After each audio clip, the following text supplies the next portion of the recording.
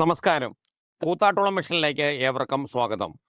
കൂത്താട്ടോളം തിരുകുടുംബ ദേവാലയത്തിലെ ഈ വർഷത്തെ കരോൾ ഗാനം ലോഞ്ചിങ് ഇടവക വികാരി ഫാദർ സിറേഖ് തടത്തിൽ നിർവഹിച്ചു. ചടങ്ങിൽ അസിസ്റ്റന്റ് വികാരിമാർ, കമ്മിറ്റിക്കാർ, ജമ്മ ഷാജി സ്കറിയ എന്നിവരും പങ്കെടുത്തു. സ്നേഹമുള്ളവരെ, ഒരിക്കൽ കൂടി ക്രിസ്മസ് കാലം ആഗതമാവുകയാണ്. ദൈവം മനുഷ്യനായി അവതരിച്ചതിന്റെ ഓർമ്മയാണല്ലോ ക്രിസ്മസ്. മനുഷ്യനോട് കൂടെ വസിക്കുവാനായിട്ട് മനുഷ്യരൂപം സ്വീകരിച്ച് ദൈവം ഭൂമിയിലേക്ക് താണിറങ്ങി വന്നതിന്റെ ഓർമ്മ. നമ്മൾ ഉണ്ണീശോയുടെ തിരുപ്പിറവിയുടെ അവസരത്തില് മാലാഹമാര് ആട്ടിടയന്മാർക്ക് പ്രത്യക്ഷപ്പെട്ട് പറയുന്നുണ്ട്, ഇതാ രക്ഷകനെ തിരിച്ചറിയാനായിട്ടുള്ള അടയാളം, പിള്ള കച്ച കൊണ്ട് പൊതിഞ്ഞ് പുൽത്തൊട്ടിയിൽ കിടത്തിയിരിക്കുന്ന ഒരു ശിശുവിനെ നിങ്ങൾ കാണും, ഇതായിരിക്കും അടയാളം എന്ന്. രക്ഷകൻ ഏറ്റവും നിസ്സാരനായിട്ട് ഇല്ലായ്മകളുടെ നടുവിലാണ് വന്നു ജനിച്ചത്.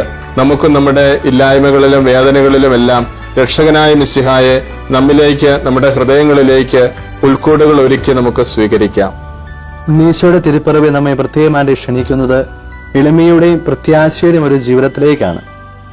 ഈ കാലഘട്ടത്തിൽ നമുക്കറിയാം, നമ്മുടെ ജീവിതം നഷ്ടപ്പെട്ടു പോകുന്ന രണ്ട് കാര്യങ്ങളാണ്: എളിമ നിറഞ്ഞ ജീവിതവും പ്രത്യാശ നഷ്ടപ്പെട്ട കുടുംബങ്ങളും. പ്രത്യേകമായിട്ട് നമുക്ക് പ്രാർത്ഥിക്കാം, ഈ ഒരു ക്രിസ്മസ് കാലഘട്ടം നമുക്ക് എളിമയും പ്രത്യാശയും നിറഞ്ഞ നല്ലൊരു ജീവിതമായിട്ട് തീരാൻ വേണ്ടി പ്രത്യേകമായിട്ട് നമുക്ക് പ്രാർത്ഥിക്കുകയും ഉണ്ണീശോയുടെ മാധ്യസ്ഥ നമുക്ക് അപേക്ഷിക്കുകയും ചെയ്യാം.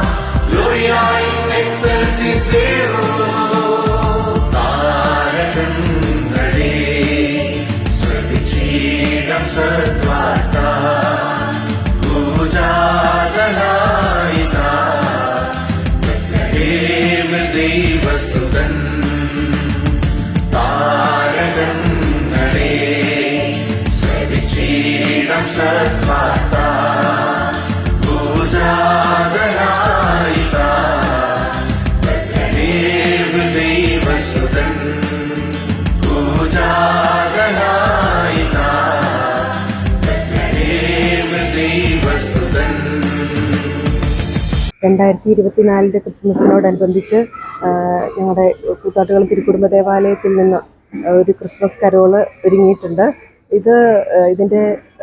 ഇതിന് മുൻപ് ഞാൻ ചെയ്ത 2 ഗാനങ്ങളുടെ താരകങ്ങളെ എന്ന് തുടങ്ങുന്ന ഒരു ഗാനം, ആ പാട്ട് പാടിയത് പ്രശസ്ത ഗായകൻ കെസ്റ്ററും ഞാനും ചേർന്നിട്ടാണ്.